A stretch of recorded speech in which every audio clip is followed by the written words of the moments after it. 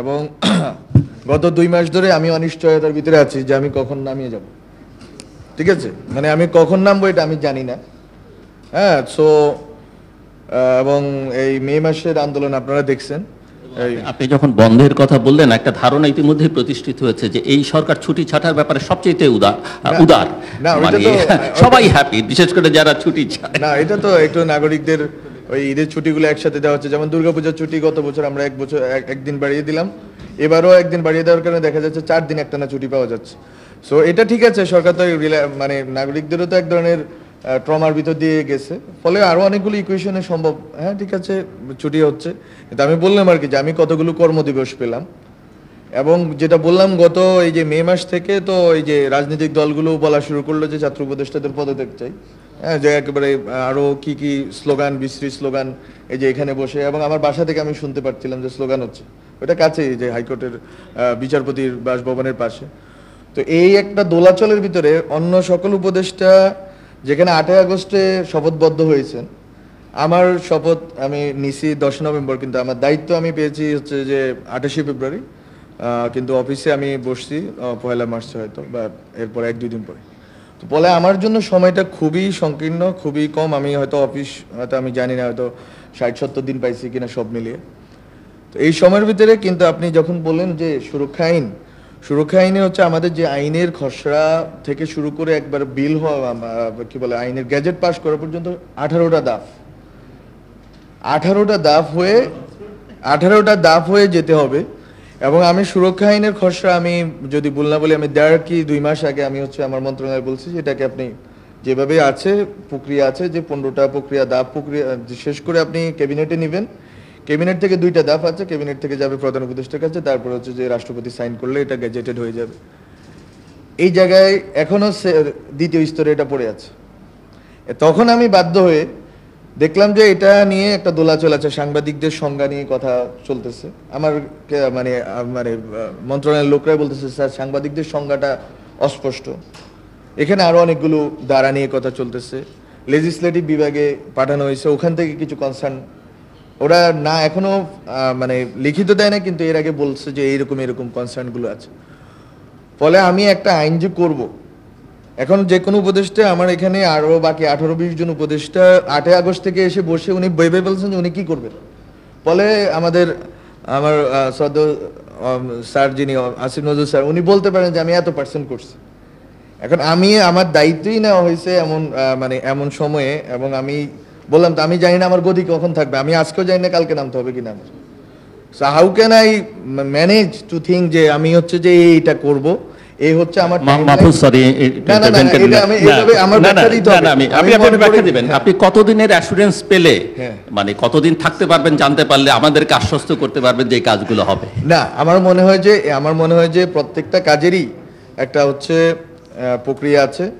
যেমন উনি বললেন লাইসেন্সের ব্যাপারে সরকারের নীতিমালাটা কি, এটা নিয়ে গত 2 মাস ধরে মন্ত্রী পরিষদের ভিতরে একটা ছায়া কমিটি মিটিংয়ে বসতেছে। 2টা মিটিং আমি মাত্র পাইছি, কারণ আমি 5 জন উপদেষ্টাকে একসাথে পেতে হবে। মাত্র 2টা মিটিং আমি করতে পারছি। So I can not decide on my own, কারণ ওটা মন্ত্রী পরিষদের যে কমিটি ওনারা ঠিক করবেন, ওনারা 5 জন মিলে ঠিক করবেন, ওনারা আমার সিনিয়র, ওনারা ঠিক করবেন যে এটা কি হবে কি হবে না, then I will go for giving licence. আমি তো এখানে আমি বললাম তো আমার এই যে মানে সীমাবদ্ধতাগুলো আছে, এটা তো আমি বাইরে বলতে পারি না। আজকে এই সুবাদে আমি বলে রাখলাম, কারণ আমার তো কালকে নামতে হবে, আমি জানি না আজকেও নামতে হইতে পারে। সো বিষয়টা হচ্ছে এখানে অন্য উপদেষ্টা যেখানে সার্টেন যে 15ই ফেব্রুয়ারি ইলেকশন পর্যন্ত উনি থাকবেন, আমি সার্টেন না যে আমি কতদিন পর্যন্ত থাকবো। এবং আমি সার্টেন হলে আমি আজকে, যেমন আমি বলি নতুন কুড়ির হচ্ছে যে যখন আমি শুরু করলাম নতুন কুড়ির পুরো টাইমলাইন আমি ঠিক করলাম। আমি জানি না আমি নতুন কুড়িটা শেষ করে যেতে পারবো কিনা, সেটা আমি মনে করি যে সেটা রাজনৈতিক দলগুলো জানবে। এই জন্য রাজনৈতিক দলগুলোর মিটিংয়ে আমি আসলাম আর কি, এর আগের মিটিংয়ে আসি নাই। সো এটা গুরুত্বপূর্ণ, রাজনৈতিক দলগুলো তো চাইতে হবে যে আসলে এখানে বা যারা কাজ করতেছে ওরা কাজ করার ক্ষেত্রে ওনারা কিভাবে সহযোগিতা করতে পারবেন, ওনারা কিভাবে অবস্ট্রাক্ট করবেন না কাজগুলা, এবং আমাদেরকে কাজগুলো করতে দিবেন। আমার জন্য আমি মনে করি সাংবাদিকতা সুরক্ষা আইন এটা আমার জন্য করা পসিবল। এটা 1 মাস 2 মাসের বিষয় না। যদি আমি কালকেও নেমে যাই, আমি কাজটা শুরু করে দিয়ে গেছি, এবং আমার কনসালটেশনগুলো চলতেছে, এটা হয়ে যাবে। এটা আমি চাই এই সরকারের মধ্যে, এই সরকারের সময়ের সীমাবদ্ধ হবে, এবং হয়তো কামাল ভাইরা যেই প্রস্তাব দিচ্ছে এটা থেকে কিছুটা আলাদা হবে, কিছু কম বেশ হবে, এটা কোনো আমি মনে করি আমাদের কোনো আপত্তি আছে। ওনারাও একটা কনসালটেশনের ভিতর দিয়ে এখানে আসছেন, আমরা তারপরে একটা ওয়াইডার কনসালটেশনের জন্য একটু আগে স্যার আমাকে বললেন যে আপনারা আমাকেও পাঠান। আমি বলছি স্যার আপনি আমাকে মেসেজ করেন কাকে কাকে পাঠাইতে হবে, আমি পাঠাই দিচ্ছি। আমরা তো চাই যে সবার থেকে নিয়ে আমরা একটা করে দিয়ে যাই। এটা 3 পৃষ্ঠা 4 পৃষ্ঠার মাত্র একটা আইন, কিন্তু প্রক্রিয়াটা 2-3 মাসের।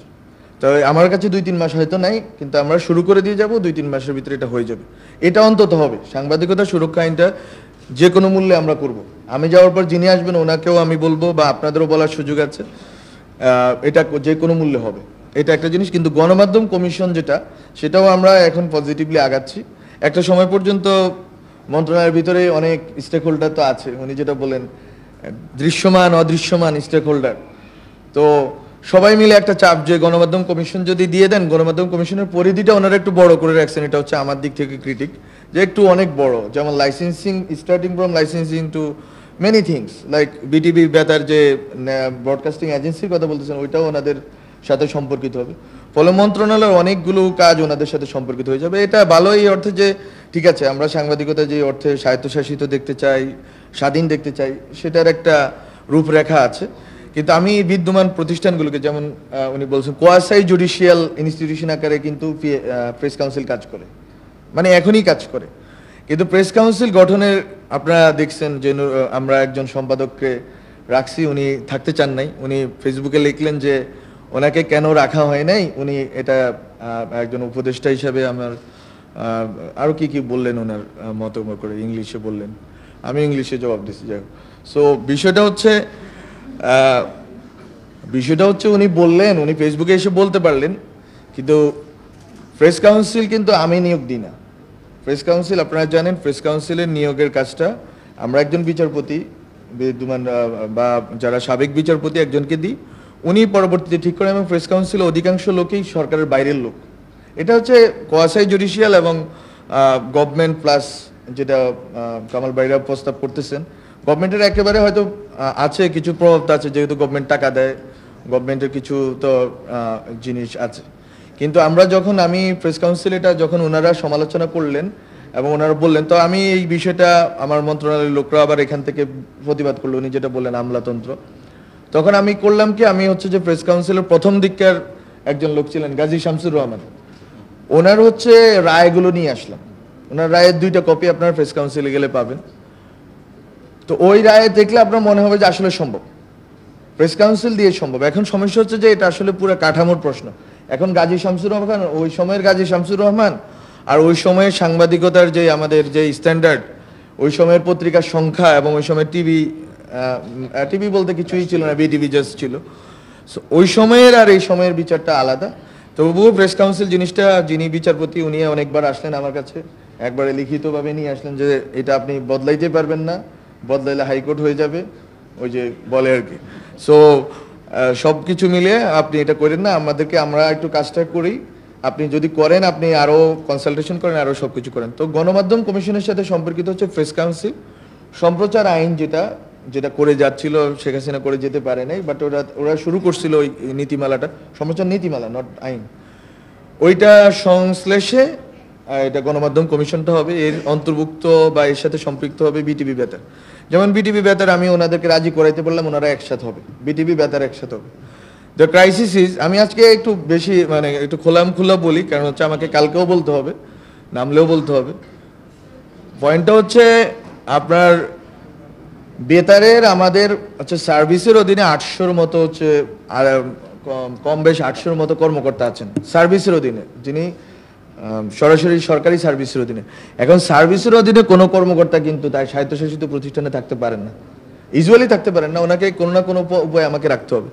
ফলে স্বায়ত্তশাসিত প্রতিষ্ঠান থেকে বেতার যদি আমি স্বায়ত্তশাসন দিই, তারা রাজি, দুইটাই রাজি যে তারা একীভূত হবে, এবং আমাদের জায়গা খরচ হচ্ছে, আমাদের বেতারের 14টার মতো উপকেন্দ্র আছে, এগুলো খালি পড়ে আছে জায়গা, বেতারের অনেক জায়গা আছে যেগুলো অন্য অনেক ভালো কাজে লাগানো সম্ভব। ফলে আমরা দুইটাকে একীভূত করলে যেটা হবে যে একই হাউসের ভিতরে, যেটা ওনার নাম দিয়েছেন broadcasting agency, national broadcasting agency বা সামথিং লাইক দ্যাট, হইতেই পারে, দে আর এগ্রিড যে তারা করবেন। বাসস হচ্ছে আলাদাভাবে চাচ্ছে যে আলাদা থাকতে। উনি যেটা বললেন বাসসের নতুন লোক নিয়োগ হয়েছে, সেটা কিছু অস্থায়ী ভিত্তিতে নতুন লোক নিয়োগ হয়েছে, কিন্তু আরও কিছু প্রক্রিয়া বাসস শুরু করছে, যেটা উনি সঠিকই বলছেন, যেটা আমরা সেলফ ক্রিটিক আর কি, এটা অনেকগুলো ইন্টারনালি ঘটে গেছে, যেটা হয়তো আমাদের কাছ পর্যন্তই আসে নাই। হ্যাঁ, সো হয় আর কি এগুলো। সো এবং এই গভর্নমেন্টের অধীনে বেশি হয়, কারণ এই গভর্নমেন্টের একটা বড় ক্রাইসিস আছে, যেটা বললাম আমার গদি কখন চলে যাবে সেটা নিয়ে ক্রাইসিস। আরেকটা ক্রাইসিস হচ্ছে যে গত 1 মাস ধরে গুঞ্জন শোনা যাচ্ছিল মিডিয়া পাড়া এখানে ওখানে যে ছাত্র উপদেষ্টারা নেমে যাবেন, এবং আমি আপনাদেরকে বলি ছাত্র উপদেষ্টারা নেমে যাবেন, ছাত্র উপদেষ্টাদের দপ্তর কাজ করা বন্ধ করে দিছে গত 1 মাস। মানে কাজ স্লো হয়ে গেছে। ওনারা চলে যাবেন, আরেকজন আসবেন, ওনার সাথে কাজ করবো আমরা, এবং এটার অনেকগুলো প্রমাণ আছে। তো এগুলো আমরা হচ্ছে সেলফ ক্রিটিক, আমি কোনো ব্যক্তি বা কোনো আমলা কাউকে বলতেছি না, কিন্তু এটা হচ্ছে বাস্তবতা। যখন 6 জুন ঘটলো লন্ডনে, এরপর বাংলাদেশের পুরা ল্যান্ডস্কেপ চেঞ্জ হয়ে গেল। আপনার এই জন্য রাজনৈতিক দলগুলোর সামনে কথাগুলো বলতেছি। রাজনৈতিক দলগুলো চাইলে আমি 1 মাসের মধ্যে আইন করে দিতে পারবো, যদি না চায়, তাদের সদিচ্ছা না থাকে, কারণ রাজনৈতিক দলগুলোর সাথে আমলারা যুক্ত। আমলারা বসে আছে কখন পরবর্তী সরকার আসবে, অ্যান্ড এই আইনগুলো তারা তখন পাশ করবেন, আমি আপনাদেরকে বলে দিচ্ছি। এবং এই ঘটনা 2007-8 সালে ঘটছিল 111-এর সময়। ওই চাল হচ্ছে এক সচিব চাল হচ্ছে গুদামজাত করে রাখছিল 6 মাস, শেখ হাসিনা এসে 10 টাকার চাল খাওয়াবে এই জন্য। So this is the reality. আমি বলি যে কোনো ট্রানজিশনাল গভর্নমেন্টের এই হচ্ছে ক্রাইসিস, যে আপনার পরবর্তী সরকারের অপেক্ষায় সবাই, আমলারা পরবর্তী সরকারের অপেক্ষায়, বিজনেসম্যানরা পরবর্তী সরকারের অপেক্ষায়, আপনারাও হয়তো পরবর্তী সরকারের অপেক্ষায় আছে। তো বিষয় হচ্ছে যে আমি তো এই পরিস্থিতিতে আমাদের জন্য কাজটা আমাদের জন্য কঠিন করে ফেলা হয়েছে, তারপরেও আমরা এই সদিচ্ছাটা আছে। আমি যদি বলি যে আমরা আইনটা সাংবাদিকতা সুরক্ষা আইন, সাংবাদিকতা এটা আমাদের লেখা আছে, সাংবাদিক না সাংবাদিকতা, ফলে এটা অনেক বড় একটা জায়গা কভার করবে। এটা আমরা করে দিয়ে যাব, আমরা শুরু করেছি কাজটা। আর হচ্ছে ওয়েবসাইটে ওপেন করার কথা বলছে কামাল ভাই, আমরা ওয়েবসাইটে ওপেন করে দিছি অলরেডি। ইংলিশটা বোধহয় করা হয় না, ইংলিশটা আমি বলছি লন্ডনে যাওয়ার আগে, কিন্তু এখনো করে নেই, করে দিবে।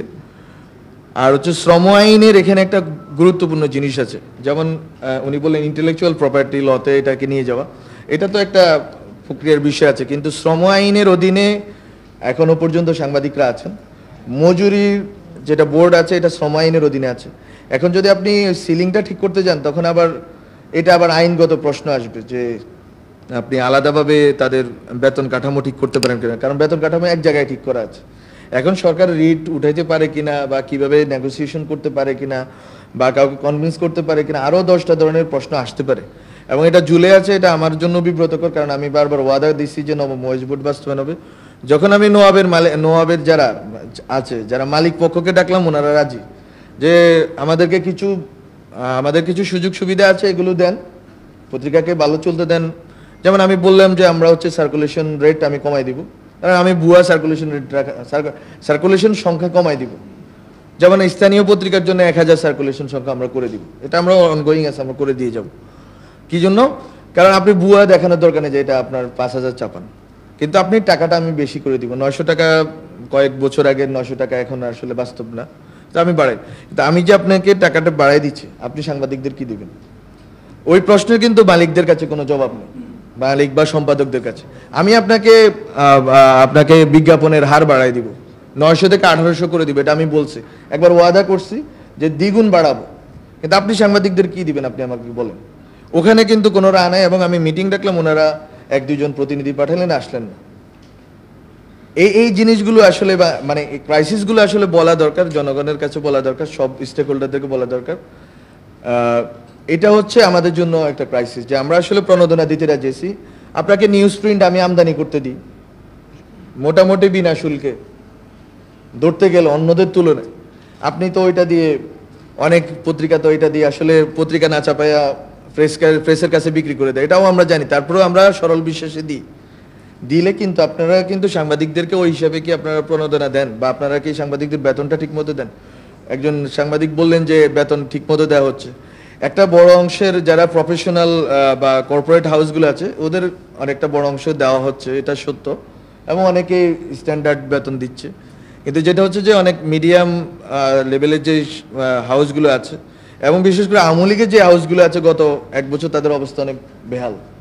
হ্যাঁ, তারা হচ্ছে যে তাদের মালিকরা যেহেতু পালায় গেছে ফলে তারা আসলে বেতন দিতে পারতেছে না, কিন্তু নামটা টিকে রাখতেছে ফর সাম ফিউচার টাইমস। হ্যাঁ, সো এখন আমার ওই জায়গাতে আমার কথা যে শ্রম আইনের ভিতরেই আসলে মজুরির বিষয়টা আমাদেরকে সলভ করতে হবে যদি এই সময়ের ভিতরে করতে চাই। আমি আলাদাভাবে এখন সিলিংটা ঠিক করলে আমাকে আইন তো বিধিবিধান সংযুক্ত মানে সংশোধন করতে হবে, এটা আমি আলাদাভাবে যেতে পারবো না, এত ইমার্জেন্সি। তো মজুরি অন্তত নবমটা যদি বাস্তবায়নের জন্য মালিক পক্ষ এবং সাংবাদিক পক্ষ যদি একসাথ হয়, তারপরে শ্রম মন্ত্রণালয়কে আমরা বললে আমরা মনে হয় যে এটা আগাইতে পারবো। আর রিট বা এইসব জিনিসগুলো আসলে হাইকোর্টের যারা এখানে উনি আছেন, সুব্রত দা আছেন, এটা আসলে চাইলে সম্ভব। এটা যদি হাইকোর্টে আমি অ্যাটর্নি জেনারেলকে বলছি, ওনারা যদি চান যে এটাকে দ্রুত, কারণ এটা শুনানি হচ্ছে না অনেক, না প্রত্যাহার করানো উচিত না, কিন্তু শুনানিটা হইলে সম্ভব, কিন্তু শুনানিই হচ্ছে না, মানে বারবার টাইম পিছানো হয়। তো এটা যদি সরকার পক্ষ চাইলে এবং যারা বিবাদী পক্ষ তারা চাইলে এটা দ্রুত শুনানির ব্যবস্থা হয় বা হইতে পারে এবং এটা সম্ভব হইতে পারে। আর হচ্ছে যেটা বললাম যে এখানে সাংবাদিকদের যে প্রশ্নটা আসছে, যেটা আপনি রাইটলি বলছেন যে আসলে একজন সাংবাদিকও তো যদি ভুয়া মামলা শিকার হন তাহলে এটার প্রতিবাদ করা উচিত। এটা আমি এই মতামতের পক্ষে। কারণ হচ্ছে আমি আজকে আছি, আমরা এই জন্যই হচ্ছে যে কোনো মিডিয়া লাইসেন্সও বাদ দিই নাই, কোনো মিডিয়া বন্ধ করি না। আমার সময়ে এবং নাহিদ ইসলামের সময়ে আমাদের এটা ছিল নীতি যে আমাদের পলিসি ছিল এরকম, আমরা কিছু বন্ধ করব না। এবং এখানে ওই যে রতন দা বলে গেছেন যে কি বলে যে অ্যাডভাইস দেওয়া হয়, কোনো একটা কলও না সাবেক উপদেষ্টা করছেন না আমি করছি, কোনো মিডিয়া হাউসকে করা হয়নি। 1-2বার হয়তো কোনো কথার জন্য কথা হয়েছে, বাট নট নেসেসারিলি যে এটা চাপাইয়েন না, এটা চাপান, আমরা কোনোভাবে এটা করি নাই। এবং বরং আমার বিরুদ্ধে রিপোর্ট করা হয়েছে অনেক পত্রিকাতে, অনেক লেখা হয়েছে, বাট আমরা ওইটা হয়তো প্রতিবাদ লিপি পাঠিয়ে দিছি মন্ত্রণালয় থেকে, যেটা হচ্ছে স্ট্যান্ডার্ড প্রসিডিউর, ওইটাই করছি। এরপরে পত্রিকা হয়তো কোনো পত্রিকা সংশোধনী দিছে, কোনো পত্রিকা দেয় নাই। So this is the standard procedure, you will write to the newspaper. কিন্তু সাংবাদিকদের যে মামলা, এটা আব্দুল্লাহ ভাই সঠিক বলছেন যে আমরা হচ্ছে যে নাহিদ ইসলাম এটা শুরু করে গেছিলেন এবং আমি আসার পরে আমরা দেখলাম যে 72 বা 75 এই সংখ্যাটা হবে। যখন আমরা দেখলাম যে এই মামলাগুলো আছে, তখন আমরা হচ্ছে যে আমাদের তো এটা করার কিছু নেই, কারণ এটা আমাদের মন্ত্রণালয়ের অধীনে না। আমরা স্বরাষ্ট্র মন্ত্রণালয়কে একটা সুপারিশ সহ পাঠালাম যে আপনারা এগুলো দেখে যদি পারেন এটা মামলাগুলো প্রত্যাহারের ব্যবস্থা বা যেই কার্যকর ব্যবস্থা নেওয়া দরকার এটা করেন। আমাদের যতটুকু বলে এটা আমরা বলছি।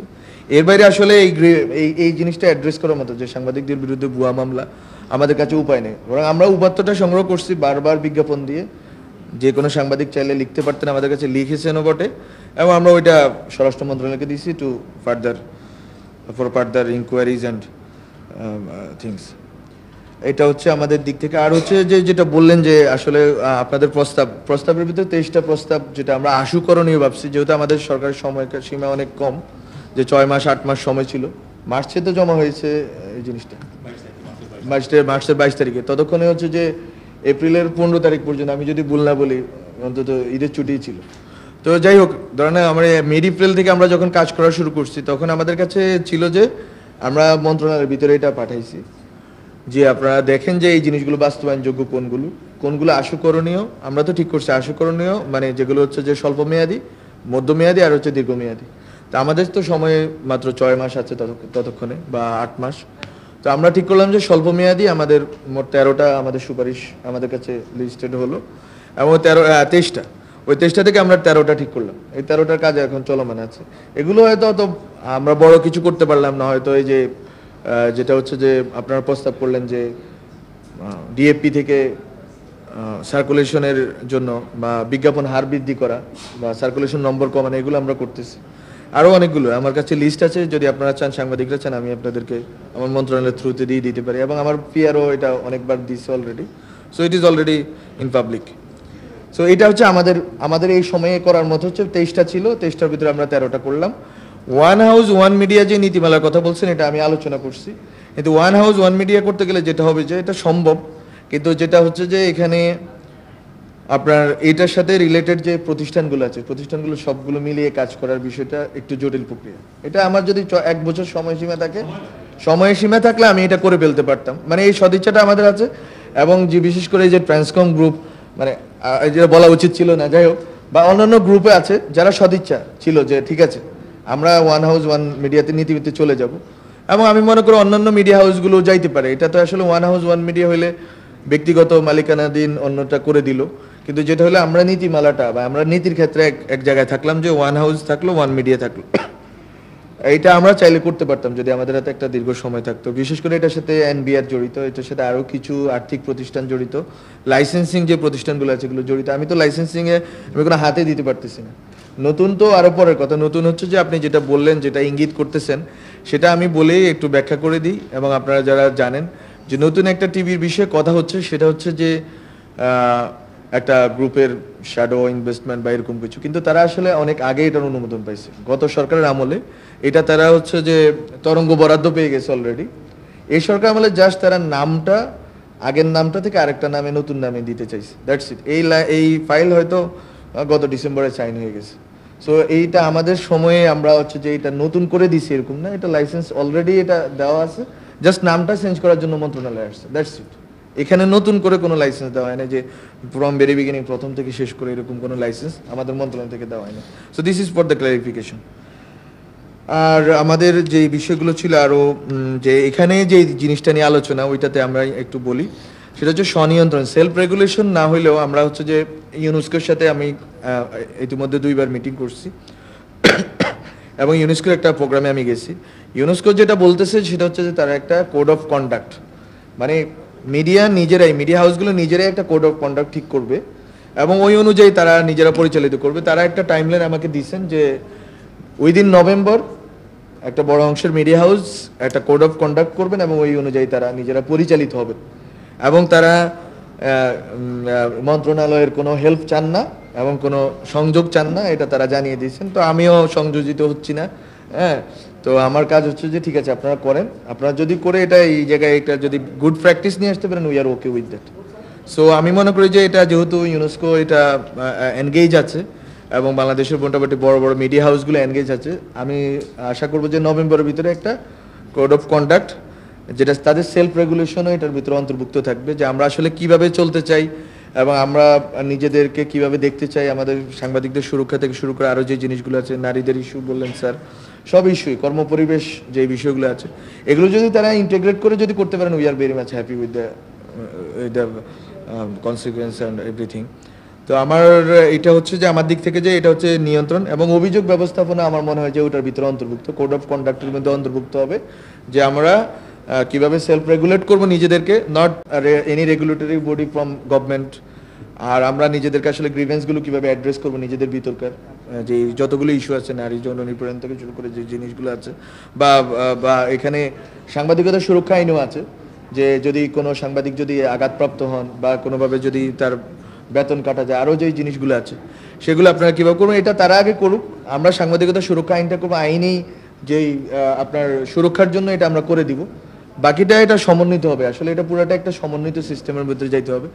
গণমাধ্যম কর্মী আইন নিয়ে কামাল ভাই যেটা বললেন, গণমাধ্যম কর্মী আইনটা একটু কম্প্রিহেন্সিভ করছে শেখ হাসিনা আমলে করলেও কম্প্রিহেন্সিভ করছে।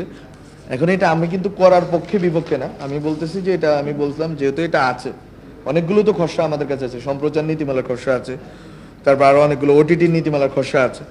ফলে ওটিটি নীতিমালা নিয়ে আমরা আইসিটি ডিভিশনের সাথে কাজ করতেছি এবং ওইখানে যে বারবার কথা হচ্ছে যেটা অনলাইনে এবং ইউটিউবে যে লেখা হচ্ছে, এগুলো হয়তো একটা আমরা বিধিমালার মধ্যে আনতে পারবো। এটা একটা দীর্ঘ সময় সাপেক্ষ ব্যাপার, হয়তো এই সময় করতে পারবো কিনা জানি না। বাট গণমাধ্যম কর্মী যেই আইন আছে, এই আইনটা একটু কম্প্রিহেন্সিভ আছে আমার কাছে, আমার দেখে মনে হইলো। এখন এইটার সাথে আসলে আপনাদের যেই সুপারিশমালা আছে, এটাকে আমি চাচ্ছি সংশ্লেষ করে কিছু করা যায় কিনা, এবং ওইটা যদি করা যায় আমার মনে হয় যে ওইটা খারাপ হবে না। এটা অবশ্যই আগের আইনগুলো সবই আগের আইন, সম্প্রচার নীতিমালাও আগের আইন, এটা আমরা সংশোধন করে করবো, আমরা তো ওইটাই রাখবো এরকম না। খসড়াটা আছে, খসড়াটা নিয়ে আমরা জাস্ট একটা কনসালটেশনের জন্য বলতেছি, আমরা এটা বাস্তবায়ন করবো, এখনও এটা ঠিক নির্ধারণ করা হয়নি। তো আমার দিক থেকে এই জিনিসগুলো ছিল। আর রাজনৈতিক দলগুলো আসলে চাইলে, আমি যেটা বললাম, এই সরকারের আমলে অনেকগুলো জিনিস ফ্যাসিলিটেট করতে পারতো এই সরকারকে। আমাদেরকে ফ্যাসিলিটেট করতে পারে, আমাদের জন্য সহজ করতে পারতো আমাদের গভর্নেন্সটা, সেটাও হয়তো হয় না, আমাদের দুর্ভাগ্য। এবং এখানে একটু পলিটিক্যালি শুনাইলেও এই কথাটা এটা সত্য যে যখন প্রথম গভর্নমেন্ট হইলো, এটা আমি বলে যাই কারণ আমার কয়েকদিন পরে তো বলতে হবে, বিষয়টা হচ্ছে আমরা যখন ক্ষমতা আসলাম, দায়িত্ব নিলাম, তখন বিএনপি জামাতের লোকরা এসে বললো কি, বা আরো দলের লোকরা আসলে অত লোকজন নাই, এই দুইজনেরই আছে, তো ওরা এসে বললেন যে একটু যে ফেয়ার হইতে হবে। তো বিসি নিয়োগ হইলো 10 জন বিএনপির, 3 জন জামাতের হইলো, তারপরে ধরেন আরো এরকম জামাতের যদি বিসি না হয় প্রবিসিটা জামাতের হইলো, অ্যাডমিনটা কে নিবে এটা নিয়ে কাড়াকাড়ি হইলো। তো এগুলো আমার চোখের সামনে করছে। তখন কিন্তু সবাই যে এই সরকার আমাদেরকে 2 বছর 3 বছর যা সময় লাগে সংস্কার এবং বিচার করে দিয়ে তারপরে যাবে, ওনারা 4 মাসের মধ্যে ওনাদের সব লোক সেট করা হয়ে গেল, কম বেশি হইলো, কারো হয়তো 60%, কারো 80%, কারো 20%, কারো 30%, হ্যাঁ সব লোক সেট করা শেষ। এবার ডিসেম্বর থেকে শুরু হইলো অসহযোগ। হ্যাঁ দিলেন কেন, যদি ওই প্রশ্নে আসি, দিলেন কেন, আসলে ওই যে আমরা মজা করে লেনিনের কথা বলি, লেনিন বলছিল যে হচ্ছে প্রলেতারিয়েতের বিপ্লব হবে, প্রলেতারিয়েতরা সবকিছু চালাবে। তো প্রলেতারিয়েত দেখে যে প্রলেতারিয়েত দিয়ে তো আসলে সচিবালয় চালানো যায় না। 3 বছর পরে আবার ওই যে পুরাতন জারের লোকগুলোরে ফেরত আনতে হয়েছে, বিকজ তারা পেপার ওয়ার্ক পারে। আমি তো সচিবালয়টা চালাইতে হবে, বিচারালয় চালাইতে হবে, সব যখন চালাতে হবে তখন আপনারা যখন এইটা চালাইতে হলে আপনার ওই ব্যুরোক্রেটকে লাগবে, ব্যুরোক্রেটের অবশ্যই পলিটিক্যাল অ্যাফিলিয়েশন আছে। এবং আমি আজকে একটা কথা বলে যাই, একটা সময় সাংবাদিকদের একটা বড় অংশ আসতো হচ্ছে ছাত্র ইউনিয়ন বামপন্থী সার্কেল থেকে, এখন অন্য সার্কেল থেকে আসতেছে, কোন সার্কেল থেকে আসতেছে সেটা অনেকেই জানে। তো এটা হচ্ছে যুগের নিয়ম, 60-70 দশকের একটা হাওয়া বইছে, এখন কি বলে 9/11-এর পরে এখন আরেকটা হাওয়া বইতেছে পুরা দুনিয়াব্যাপী। হ্যাঁ, তো এগুলো ঘটবেই, এবং ওই আদর্শিক যে দৃষ্টিভঙ্গি এটা সংবাদ মাধ্যমে অলরেডি আসা শুরু হয়ে গেছে, এবং এটা আসবেই, এটাই নিয়তি ইতিহাসের। এটা কোনোভাবে আপনি বিরোধিতা করে এড়াইতে পারবেন না, যে আপনি বলবেন যে এটা হইতে দিব না, এটা সম্ভব না, এটা এই যুগের নিয়তি, এটা আমাদের মেনে নিতে হবে। কিন্তু আমি বলতেছি এই যে এটা যে ঘটতেছে, এটাকে আপনার কগনিজেন্সে নিতে হবে, যে আদর্শিকভাবে শিক্ষিত দীক্ষিত লোকরা একসময় সাংবাদিক হয়েছে এই 71-এর পরে, ওরা একদিকে বাংলাদেশকে নিতে চাইছে, সাংবাদিকতা করছে, যেটা বললেন সাংবাদিকতা মতামত দুইটা মিলিয়েই তারা নিতে চাইছে। আবার এখন আরেকটা ধরনের লোকরা আসতেছে, ওরা আরেক দিকে নিতে চাইবে। কিন্তু এর ভিতরে আসলে সাংবাদিকতাটা থাকবে কোথায়? এবং এটা আমি খুব সিরিয়াসলি আমি এটা অ্যাড্রেস করতে চাই, কারণ হচ্ছে গত 1 বছরে আমাদের দেখা মতে আসলে আওয়ামী লীগ ছিল না, সাংবাদিক হিসেবে আওয়ামী লীগ ছিল না, ছিল বিএনপি জামাতের লোকরাই। তা আসলে কে কি করলো এটা তো আসলে আমরা কোনো কিছুতে হাতও দিই নাই, বলিও নাই। কোন এক গ্রুপের পত্রিকা যে একটানা যে এই সরকারের বিরোধিতা করেই গেল, হ্যাঁ একটানা প্রত্যেকদিন ছবি চাপাইয়া, এবং এক লোকের নামে, এক মহিলার নামে 2টা পত্রিকাতে একই লেখা চাপাইলো। হ্যাঁ, আরো অনেক ব্যাড প্র্যাকটিস আমরা দেখলাম, কিছুই বলা হয়নি, not a single word from ministry, not a single word from government. কিন্তু এগুলো রয়ে গেল ইতিহাসের কাছে, এবং এগুলো ইতিহাসের বিচার হবে, অন্য বিচারের আগ্রহ আমাদের নাই।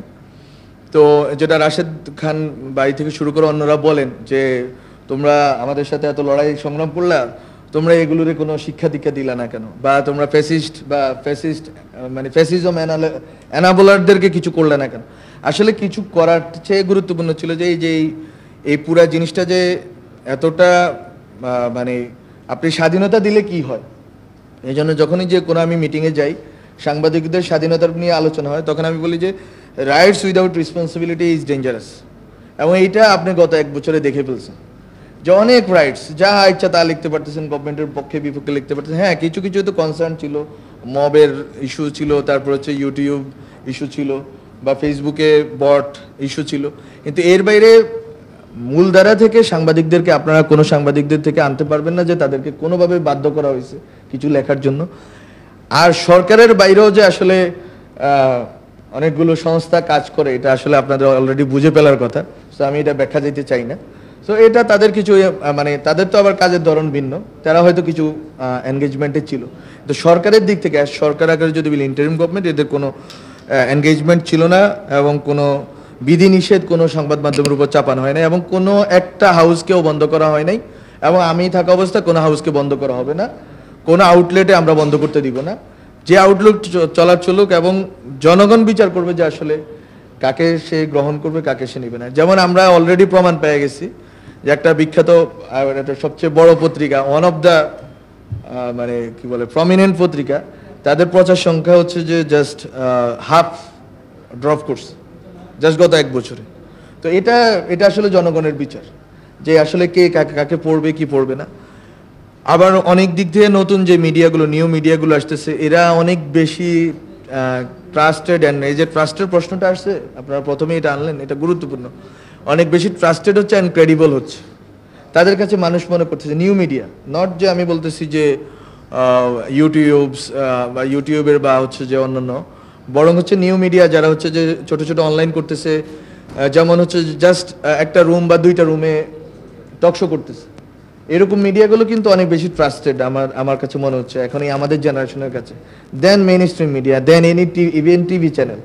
এবং টিভি চ্যানেল আমাদের এখন যতগুলো চলতেছে, এর ভিতরে অনেক টিভি চ্যানেল কিন্তু দর্শক গ্রাহ্যতা আর পাচ্ছে না। 4-5টার বাইরে অন্যদের কিন্তু খুবই কষ্ট হয়ে যাচ্ছে মাসে 1-2 কোটি টাকা আর্ন করা। আর 1-2 কোটি টাকা বললাম এই জন্য যে আসলে হাউসটা চালানোর মতো টাকা আসলে তাদের হচ্ছে না, এবং এই ক্রাইসিসগুলো আমাদের সামনে আছে। এবং হাউসগুলো দখল নিয়ে তো আপনারা অলরেডি লিখছেন, কমিশনের ফাইলে আছে, সে মার্চ মাসে যদি যা যা লিখছেন। এখন তো এরপরে তো আরো বন্যার গতিতে এই জিনিসটা হয়েছে, হ্যাঁ, এবং সবগুলো হাউসই মোটামুটি পলিটিসাইজ হয়ে গেছে অলরেডি, সম্পাদক এবং মালিকানা। তো আমরা আসলে খুব বেশি ভালো কিছুর দিকে যাচ্ছি এরকম না, বরং আমরা হয়তো পুরাতন যেই ব্যবস্থার ভিতরে ছিলাম এটাতে আছি। তো আমি একটা কথা শেষ করি, এটা হচ্ছে আমার নিজের জায়গা থেকে ব্যাখ্যা যে আসলে কেন আমরা করতে পারছি না এবং কেন করতে পারবো না। এটা তো আমি বলছি কিছু বাস্তবিক আছে যে আমরা আসলে একটা টাইমলাইন আমাদের জন্য থাকলে ভালো হতো, তাহলে আমরা কাজগুলো শান্তিতে ধীরে সুস্থে করতে পারতাম।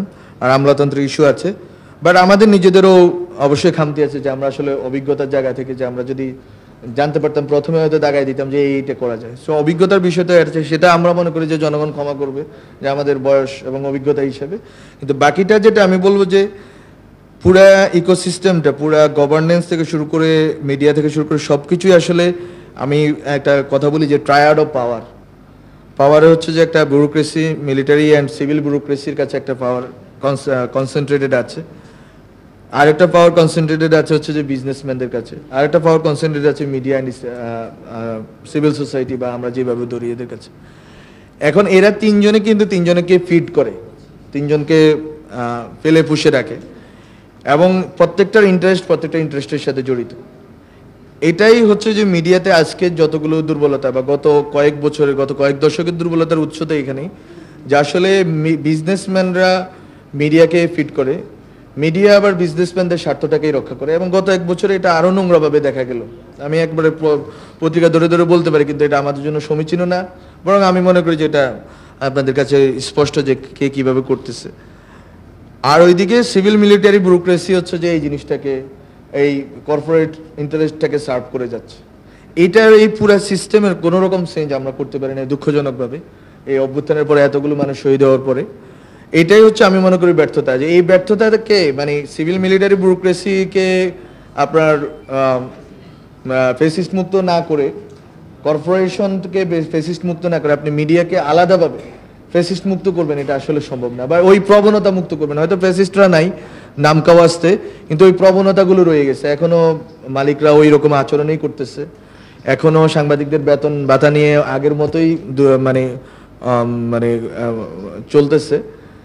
ফলে এই জিনিসটা চেঞ্জ হবে তখন যখন আপনি পুরা ইকোসিস্টেমটা, পুরা পলিটিক্যাল সিস্টেমটা, এটা নিয়ে কয়েকজন রাজনীতিবিদ কথা বলছেন, এবং আমি এটাতেই বিশ্বাস করি অ্যাজ অ্যাক্টিভিস্ট, পলিটিক্যাল অ্যাক্টিভিস্ট। আমার কাছে মনে হয়েছে যে এটা হচ্ছে যে গুণগত কোনো পরিবর্তন হয়নি, যে কর্পোরেট স্ট্রাকচার, যেমন অনেকে বলতেছেন যে উনি বলে গেলেন রতনদা, যে কার নাম বললেন, সংবাদের যিনি ছিলেন, হ্যাঁ উনি ব্যবসায়ী ছিলেন, কিন্তু ওনার পত্রিকাতে কিভাবে প্রেজেন্টেশন, আমাদের কয়জন ব্যবসায়ী আছেন এইভাবে ভাববেন যে আমি পত্রিকা দিয়ে দিছি, পত্রিকা হচ্ছে যে যেটা স্যার বললেন যে একটা পেপার রেডি করবে যে আমি এইভাবে রেগুলেটেড হইতে চাই, আমি এইভাবে আমার পত্রিকা চালাইতে চাই, মালিক টাকা দিবে, কোনো রেগুলেশনের ক্ষেত্রে বা সংবাদ প্রকাশের ক্ষেত্রে কোনো বাধা দিবে না। এরকম কোনো মালিককে আমরা কল্পনা করতে পারি? কোনো কর্পোরেট ফাইন্যান্সারকে কল্পনা করতে পারি না। এবং আমাদের দেশে কোনোভাবে ওই যে গার্ডিয়ান টাইপের কোনো পত্রিকা নেই, যে পিপলস ডেইলি, এরকম কিছু নাই, এরকম কিছু নাই, এবং আমরা আসলে এরকম কিছু করিও নেই। ফলে সবই মূলত বিজনেস ইন্টারেস্টে, এবং অনেকগুলো পত্রিকা আসলে ব্ল্যাকমেইলিং এর ভিতর দিয়ে চলতেছে। এগুলো বলাটা আমি হচ্ছে এগুলো হচ্ছে নোক্তা আকারে রেখে দিচ্ছি, পয়েন্ট আকারে রেখে দিচ্ছি, ইউ ক্যান আন্ডারস্ট্যান্ড। ফলে আপনি আসলে রাষ্ট্রের বাইরে পত্রিকাগুলোকে নিয়ে যাবেন, এটা বলেই শেষ করি আমি। রাষ্ট্রের মানে সরকারের বাইরে পত্রিকাগুলোকে নিয়ে যাবেন, এই কথাটা সুন্দর, এবং এই কথাটা আমি বিশ্বাস করি আমরা করতে চাই। কিন্তু এই যে তিনটা পাওয়ারের কেন্দ্র, ক্ষমতার বড় কেন্দ্র, এখানেও যদি থাকে, এটা আসলে রাষ্ট্রের চেয়ে বড় রাষ্ট্র, মানে সরকারের চেয়ে বড় সরকার, এবং ওইটা কিন্তু সরকার নিরপেক্ষ, মানে সরকার আসলো গেলেও এই কর্পোরেশনস, এই media and cultural establishment, civil society establishment and civil military bureaucracy, এর গায়ে কোনো কিছু লাগে না। আমরা হচ্ছে যে ওই আমলাদেরকে বিদায় করছি, তো তখন হচ্ছে যে আমরা দেখলাম যে বিএনপি জামাতেরই, হ্যাঁ, যদি আমি এইবার 2-3 বার উচ্চারণ করে ফেলছি নামটা, এটা নিয়েও সমালোচনা হইতে পারে যে আমি কেন বললাম রাজনৈতিক দলের নাম। যাই হোক, নেমে যাবো এখন, পদ থেকে দাবি করে লাভ নেই। তো বিষয়টা হচ্ছে যে এখানে আমাদের জন্য যেটা ছিল যে এই যে রাজনৈতিক দলগুলো যদি চাইতো এই ক্ষমতা কাঠামোর, ওই যেটা বলতেছিলাম আমলাতন্ত্রের জায়গাতে যেটা হয়েছে যে অনেক বিএনপি মানে ওই দুই দলের লোকরাই বলছে যে একে সরায়েন না স্যার, মানে আওয়ামী লীগের লোক, কারণ এটা হচ্ছে অ্যাডমিনের লোক, ওখানে যেন কৃষি ওই যে কি বলে কৃষি ক্যাডার কেউ যেন না আসতে পারে, অন্য কোনো ক্যাডার যাতে না আসতে পারে, ওখানে কিন্তু ওনারা আবার একমত অ্যাডমিন ক্যাডারের ক্ষেত্রে। তো আমার দেখা যে গত 1 বছরের বাংলাদেশ, আমার দেখা হচ্ছে গোষ্ঠী স্বার্থের বাংলাদেশ। প্রত্যেকটা গোষ্ঠী অ্যাডমিন ক্যাডারের স্বার্থ দেখে, কৃষি ক্যাডারের স্বার্থ দেখে, তথ্য ক্যাডারের স্বার্থ দেখে, কিন্তু কেউ আসলে ন্যাশনাল ইন্টারেস্ট দেখে না, যে সামগ্রিকভাবে আমরা আসলে কোন জিনিসটা করলে আমরা একটা ভালো আইন পাবো, ভালো একটা পলিসি পাবো, ভালো একটা প্র্যাকটিস পাবো, ওই ক্ষেত্রে কেউ আসলে আগ্রহী না। তো আমার এই হতাশাটা আছে, এবং আমরা আসলে অনেক কিছু করতে চাইছি, এবং আমি তো বললাম এই যে প্রক্রাস্টিনেশন, এই যে একটা কাজ 2 মাস ধরে ঝুলে আছে, এবং তথ্য কমিশন নিয়ে আজকে কথা হবে, কারণ আজকে তথ্য অধিকার দিবস। তথ্য কমিশনের ফাইল ফুট করা হয়েছে আরও 1.5 মাস আগে, এখনো পাইনি। সো এগুলো হচ্ছে বাস্তবতা, এই বাস্তবতার ভিতরে আমরা বসবাস করছি, এবং আমরা হয়তো আরো কিছুদিন করব, কিন্তু আমরা তারপরে আমাদের যে সদিচ্ছাটা ছিল, এবং আমরা হয়তো কিছু কাজ করে দিয়ে যেতে পারবো। এবং আমি হতাশ করতে চাই না কাউকেই, বা আমি চাই না যে হতাশা বর করুক, বড় আমরা যে জুলাইয়ের অভ্যুত্থানের ভিতর দিয়ে আমরা যেই অন্তত কথা বলার স্বাধীনতাটা পাইছি, আমরা আসলে এই যে ডায়ালগ করার, এই যে অনেক ধরনের লোক, এত ধরনের লোক কিন্তু আওয়ামী লীগের আমলে বসতে পারতো না, ডিফারেন্ট টাইপের লোক, ডিফারেন্ট ইডিওলজি অ্যান্ড পলিটিক্যাল পার্টিজের লোকরা একসাথে বসতে পারতো না। এই যে ডিফারেন্ট গ্রুপ অফ পিপল যে কথা বলতে পারতেছে এবং একটা জায়গায় আসার চেষ্টা করতেছে, কনসেনসাস কমিশনে যেটা হইতেছে, ওই সিজিএস থেকে খুবই দারুণভাবে যে গত 1 বছর ধরে অনেকগুলো ডিসকাশন, অনেকগুলো ডায়ালগ আয়োজন করা হয়েছে, এবং সব ধরনের প্রতিনিধিত্ব জায়গাটা নিশ্চিত করা হয়েছে। আমি মনে করি এটা আসলে আমাদের জন্য একটা স্টার্ট, আমরা শুরু করতে পারলাম। আমরা ভাবছিলাম যে 2 বছর হয়তো আমরা অনেক কিছু চেঞ্জ করে ফেলতে পারবো, আসলে 2 বছর অনেক কম সময় আমাদের মতো দেশের জন্য। আমাদের দেশের জনগোষ্ঠী অনেক বেশি, এবং এখানে অনেক প্রকাশ্য অপ্রকাশ্য স্টেক হোল্ডার আছে, হ্যাঁ, এবং এখানে অনেক ধরনের ইস্যুজ আছে, কিন্তু আমরা শিখা শুরু করলাম, এবং আমরা মনে করলাম আমরা এটাতে অন্তত আসতে পারলাম যে একটা গণতান্ত্রিক আবহের ভিতরে আমরা প্রবেশ করলাম, নির্বাচনের ভিতর দিয়ে হয়তো আমরা আরো অগ্রসর হব, এবং এই আবহটা ধরে রাখা যে আমরা আসলে স্বাধীনভাবে বলতে পারি, স্বাধীনভাবে আমরা একটা ডিসিশন নিয়ে আসতে পারি, সবাই মিলে একটা ডিসিশন আসতে পারি, এবং আমাদের সব গোষ্ঠী স্বার্থের ঊর্ধ্বে আমরা হচ্ছে যে ন্যাশনাল ইন্টারেস্টকে সামনে রাখতে পারি, তাহলে হয়তো আমরা একটা পরিবর্তন দেখতে পাবো। এবং জুলাই গণ অভ্যুত্থানে আমরা যেটা চাইছিলাম এটা হয়তো 1-2 বছরে সম্ভব হবে না। ওই যে একজনে লিখতেছিল যে কোরিয়াতে যে আপরাইজিং হয়েছে ওইটা সফল, তারা একটা দীর্ঘ একটা সময় পরে গিয়ে পাইছে। আসলে এটা হচ্ছে যে একটা পুরো ন্যাশনের একটা জাগরণ হয়েছে। ওই কালকে একজন বলতেছিল যে ওই সময়ের জিনিস কেন ফেরত আসবে না, যে আমরা সবাই এক হয়ে গেছিলাম, যে কে বিএনপি করে, কে জামাত করে, কে পক্ষে বিপক্ষের আমরা ভাবি না, আমরা ভাবছি যে দেশটাকে বাঁচাইতে হবে। এবং 5 আগস্টের সকালে আমরা সবাই ভাবছি যে আমরা রওনা হয়েছি, মরলে মরবো, কিন্তু আমরা এই দেশকে মুক্ত করব। এখন ওই যে মানে একটা জায়গায় আসার যে জায়গাটা, ওইটা আমার মনে হয় যে বারবার ওই মোমেন্টটা রিক্রিয়েট করা দরকার। এটা যে প্রত্যেক বছর হবে এরকম না, প্রত্যেক 2 বছর পরে হবে এরকম না, কিন্তু যখন আসলে জাতির দরকার হবে, যখন আসলে আমাদের পরিবর্তনের দরকার হবে, ওই সময়টা আমাদের দরকার হবে। ওই সময়টা আমরা যদি ওই মোমেন্টটা রিক্রিয়েট করতে পারি এবং সব কিছুর উপরে ন্যাশনাল ইন্টারেস্টকে রাখতে পারি, তাহলে হচ্ছে দলীয় যে ক্ষুদ্র ক্ষুদ্র স্বার্থগুলো আছে এবং ক্ষুদ্র স্বার্থের যে প্রতিনিধিত্ব আমলাতন্ত্রে এখানে সেখানে রয়ে গেছে, এগুলো থেকে আমরা মুক্ত হইতে পারবো। এবং এই পুরো জিনিসটা নির্ভর করে আসলে রাজনৈতিক দলগুলোর সদিচ্ছার উপরে এবং ঐকমত্যের উপরে, যে আমরা এইরকম বাংলাদেশ দেখতে চাই, দিস ইজ আওয়ার ফিউচার। এইটা যতদিন না রাজনৈতিক দলগুলো এই মানে একটা যা মানে মুখ রক্ষার্থে বলবে, কিন্তু যদি মন থেকে বলা শুরু করে এবং প্র্যাকটিসে আনা শুরু করে, যে আমরা বলছি বারবার পলিটিক্যাল কালচার, আমরা দেখতেছি পলিটিক্যাল কালচার আগেরটাই ফেরত আসতেছে। যদি কালচারটা চেঞ্জ করে, সাংবাদিকরাও চেঞ্জ হবে। সাংবাদিকরাও যে আমরা দলকানা বলতেছি, দলকানা হওয়ার 2টা কারণ। একটা হচ্ছে তাদের কোনো বেতন কাঠামো ঠিক নেই, তাদের আসলে একটা ডিগনিফাইড লিভিং নেই। এবং এটা আমি বলি, অনেকে বলতে পারেন আপনি তো কিছু করতে পারেন না, কিছু করার চেষ্টা করছি। এটা আমার কাছে, আমি বিবেকের কাছে আমি দায়বদ্ধ, আমি বলতেছি। বাকিটা আমি করতে পারি, কিন্তু আমি এটা ফিল করি, কারণ I was trying to be in that industry, যে trying to be one of part of that industry. যে আমি কয়েকটা মিডিয়া হাউসে গেছি, ইন্টারভিউ দিছি, 13,000 টাকা বেতন 2024 সালের জানুয়ারি মাসে একটা হাউস আমাকে প্রস্তাব করছে, এটা আমি কয়েক জায়গায় বলছি। সো অ্যাট দ্যাট টাইম আমার বাসার ভাড়া হচ্ছে 25,000 টাকা, আমার ফ্যামিলি বাসার ভাড়া। So this is the scenario. আমার কথা হচ্ছে ডিগনিফাইড লিভিং আর হচ্ছে পলিটিক্যাল পার্টিগুলোর সদিচ্ছা। আপনি ভালো করছেন এনে যে ওনাদের ইশতেহারে এই জিনিসটাও থাকা দরকার, যে আসলে এই সদিচ্ছাটা ওনারা শো করবেন কিনা, যে আসলে সাংবাদিকতা এবং সাংবাদিকদের এই যে লেজুর ভিত্তি, এর বাইরে দলীয় লেজুর ভিত্তি, দলীয় তো আদর্শ সবারই থাকতে পারে, ব্যক্তিগত আদর্শ, কিন্তু এই যে একবারে দলকানা যে জায়গাটা, প্রেস ক্লাব যেভাবে দখল হয়ে বসে আছে, চিটাগাং প্রেস ক্লাবের ইস্যু আমি গত 1 বছরে সলভ করতে পারি নাই, because of the political parties involvement there. ওখানে পলিটিক্যাল পার্টি এবং ওখানে জুয়া চলে, ওখানে আরো কি কি চলে, এবং আমি ওগুলো হচ্ছে ডিসিকে বলে বন্ধ করতে পারছি কিছুটা। কিন্তু এই যে সাংবাদিক, এই যে প্রেস ক্লাবের ইস্যুটা, ওখানে রাজনৈতিক দলগুলোর কারণে এটা এখনো একটা নির্বাচন হয় নাই, 1 বছরে একটা নির্বাচন হয় নাই প্রেস ক্লাবে, চিটাগাং প্রেস ক্লাবে।